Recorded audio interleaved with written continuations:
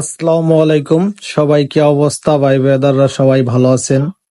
আশা করি ভালো আছেন। আমাদের চরমুগিরা মহাবিদ্যালয়ে ফুটবল টুর্নামেন্টে পার্টিসিপেট করার জন্য আমরা আছি। আমি আছি সৈয়দ জাকির।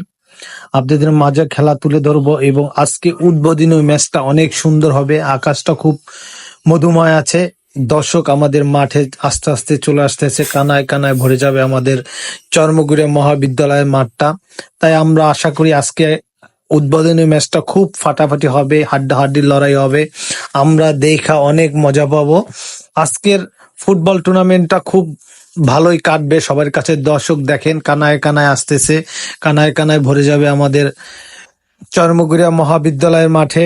আমরা খেলাধুলার ভক্ত এবং দর্শকরা আজকে অনেক আনন্দ পাবে খেলা দেখা। উদ্বোধনীয় খেলা, কানায় কানায় ভরে যাবে মানুষগুলো। আমরা খেলা দেখে অনুভব করতে পারবো এবং দুটি দল খুবই ভালো খেলবে এবং দুটি দলের প্লেয়ার খুবই ভালো।